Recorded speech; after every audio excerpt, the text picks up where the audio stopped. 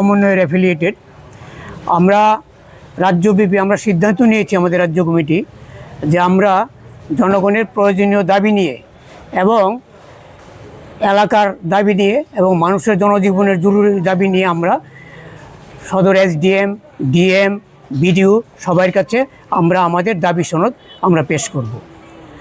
আমরা আজকে সদর মহকুমা শাসকের কাছে আমরা আমাদের দাবি সনদ আমরা পেশ করব।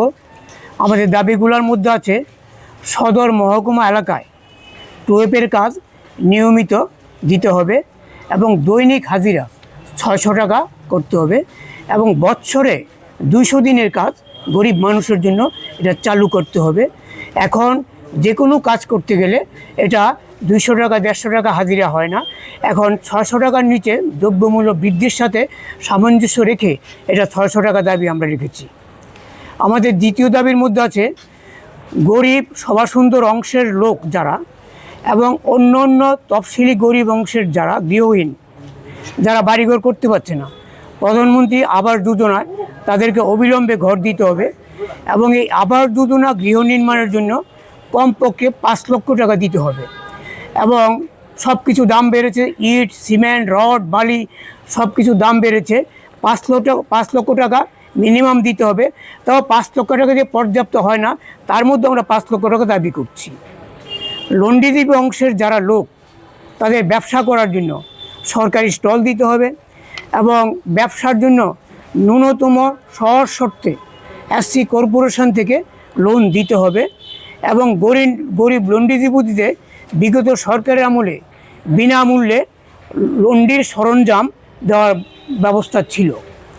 এখন যদিও এটা আমরা দেখছি না, আমাদের দাবি এটা দিতে হবে এবং আমাদের সবাসুন্দর অংশের লোকগুলো যারা লন্ডির কাজ করেন আমরা দেখেছি রাস্তার পাশে ড্রেনের পাশে বিভিন্ন জায়গায় এরা করছেন, এদেরকে যথাযথ গুরুত্ব দিয়ে এই কাজটা করতে হবে। এই রাজ্যের মধ্যে প্রায় 2.5 লক্ষের মতো এই সবাসুন্দরের লোক গোটা রাজ্যের মধ্যে আছে এবং এদের স্বার্থে আমরা এই দাবিগুলো রাখলাম। এবং যারা সবাসুন্দর অংশের ছাত্রছাত্রী স্কুল কলেজে পড়ছে তাদের স্টাইপেন্ড বৃদ্ধি করতে হবে, সময় মতো দিতে হবে এবং সাথে সাথে অন্য অন্য এসসি অংশের যারা আছেন তাদেরও স্টাইপেন্ড বৃদ্ধি করতে হবে এবং সময় মতো স্টাইপেন্ড দিতে হবে। আমরা লক্ষ্য করছি স্টাইপেন্ড দেওয়ার ক্ষেত্রে অনেক দেরি হয়ে যাচ্ছে, এতে ছাত্রছাত্রীদের প্রচণ্ড অসুবিধা হয়। এবং আরেকটা ভাইটাল যেটা আমাদের রাজ্যের মধ্যে আগেও ছিল এখনও আছে, জাল তফসিলি সার্টিফিকেট এবং বিভিন্ন পর্যায়ে এটা তদন্ত হয়। এখানে এসসি সাব কমিটি আছে, ওয়ার্ড আছে এবং পঞ্চায়েত এলাকায় পঞ্চায়েত আছে, এটা এনকোয়ারি হয় এবং তারপর এসডিএম অফিস এটাকে এনকোয়ারি করেন। তার মধ্যেও জাল কার্ড বেরিয়ে যাচ্ছে। আমাদের কাছে কিছু ডকুমেন্ট আছে, আমরা আপনাদেরকে পরবর্তী সময় আমরা দেব এবং আমরা দাবি রাখবো এই এসসি কার্ড দেওয়ার ক্ষেত্রে এটা সতর্ক থাকা এবং যারা জাল এসসি কার্ড করেছেন, যাদের নামে কমপ্লেন জমা হয়েছে বিভিন্ন মহকুমা, বিশেষ করে সদর মহকুমা তো আমাদের পশ্চিম জেলার মধ্যে বড় মহকুমা, এর মধ্যে এদেরকে তদন্ত করে এদের বাতিল করতে হবে এবং তাদেরকে সুযোগ সুবিধাও তাদেরকে বাতিল করতে হবে এবং পেনাল্টি তাদের করতে হবে।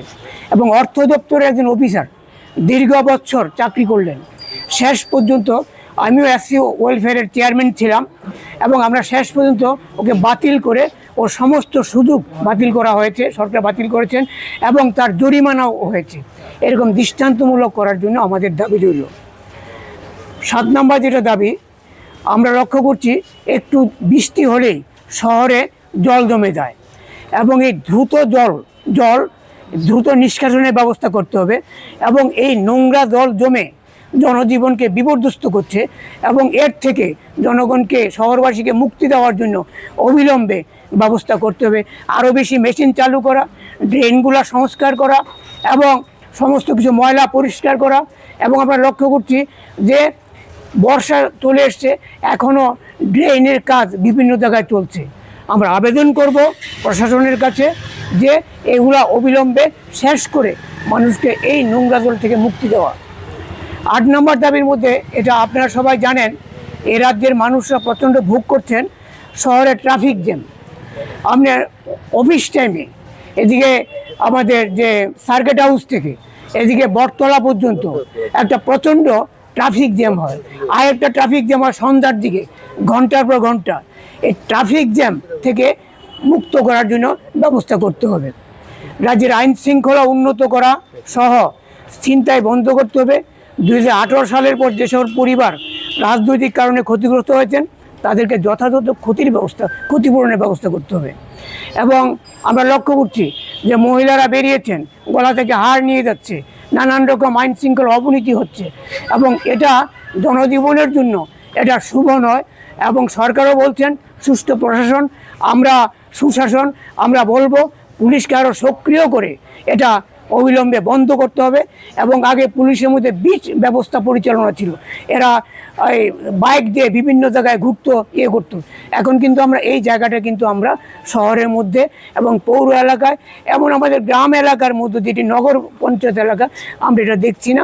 আমাদের দাবি জনগণের স্বার্থে এই জায়গাটাকে করা এবং রাজনৈতিক কারণে ক্ষতিগ্রস্ত যারা হয়েছে তাদেরকে ক্ষতিপূরণ দেওয়া। এটা বিধানসভায় একটা আইন তৈরি হয়েছে। এখানে আমার বিধানসভার বিধায়ক আমাদের MLA সুদীপ সরকার এখানে আছেন। এটা আইন হয়েছে এবং এটাকে তদন্ত করে এবং কিছু অ্যাপ্লিকেশনও মহকুমা শাসকের নিকট জমা আছে বিভিন্ন জায়গায়, এবং উপযুক্ত ক্ষতিপূরণের ব্যবস্থা করতে হবে। এবং 10 নম্বর যে দাবিটা, আগরতলা জিবি হাসপাতাল এবং IGM হাসপাতালের চিকিৎসা পরিষেবাটাকে আরও উন্নত করতে হবে। এবং এখানে আপনারা দেখেছেন যে আমাদের যে রেডিওলজি ডিপার্টমেন্ট, যেই জায়গাতে আমার সিটি স্ক্যান হয়, MRI হয়, এক্সরে হয়, জিবি এবং VM, জিবিতে তো বিশাল খারাপ অবস্থা, একটা গলির মতো। সেখানে অসংখ্য লোকের যে এই পরীক্ষা নিরীক্ষা করা, একটা গ্যাদারিং হয়ে থাকে এবং স্টাফ এখানে সাফিসিয়েন্ট না। এবং দেখা যাচ্ছে যারা সিকিউরিটি ম্যান তারাও এই কাজটা করছে। এবং আরও অবাক বিষয় এবং দুঃখের বিষয় যে এই যে MRI, এখন একটা রুগীর জরুরি MRI এর দরকার, কিন্তু যখন MRI সেকশনে যাবে টাকা পয়সা জমা দিয়ে MRI করার জন্য, এখানে বলা হয় যে MRI 1 মাস পরে হবে। তাহলে 1 মাস পরে তার চিকিৎসা হবে, তাহলে সে মারা যাবে, ক্ষতিগ্রস্ত হবে। হ্যাঁ, আমাদের দাবি এখানে MRI মেশিন সংখ্যা বৃদ্ধি করা এবং এই জায়গাটাকে আরও বিরাট পরিসরে নিয়ে যাওয়া, তাহলে মানুষ সুযোগ পাবে। এবং IGMও আমরা লক্ষ্য করছি এই পরিষেবার ক্ষেত্রে এখানে রেডিওলজি স্টাফ কম, সিটি স্ক্যান করা, এক্সরে করা, MRI তো IGMে নেই। এবং এটা স্টেট হাসপাতাল, এখানে ভিড় হয় বেশি, শহরের মেইন জায়গার মধ্যে এটা অবস্থিত। তো কাজেই এখানে এটা ভালো পরিষেবা দেওয়ার জন্য আমরা আবেদন করব। এবং অন্য খরচ বাঁচিয়ে হলো MRI machine, CT scan machine আরও করা। এবং গত কিছুদিন আগে জিবি হাসপাতালে আপনার এর মধ্যে টয়লেটের মধ্যে একটা লোক মারা গেছে, তো খুব দুঃখজনক।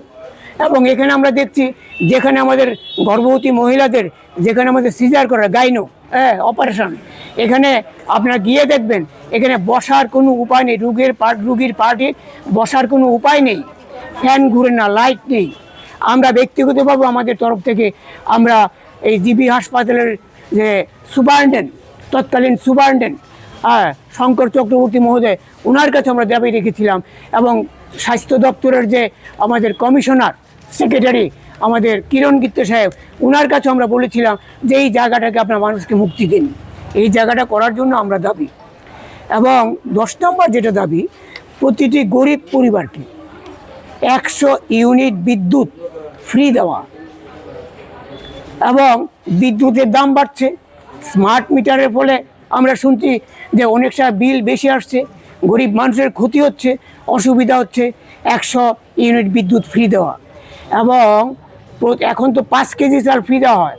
আমরা আগে থেকেই দাবি রেখেছি যে এই গরিব মানুষগুলোকে 10 কেজি চাল ফ্রিতে প্রতি মাসে দেওয়ার জন্য। সরকারের টাকা নানাভাবে নানা দিকে খরচ হচ্ছে, গরিবদের জন্য আরও 5 কেজি চাল বৃদ্ধি করলে নিশ্চয়ই ভারতবর্ষে অর্থনীতির তেমন কোনো বিশাল ক্ষতি হয়ে যাবে না। আমাদের সামনে আমরা দেখছি টাকার অপচয় হচ্ছে নানাভাবে।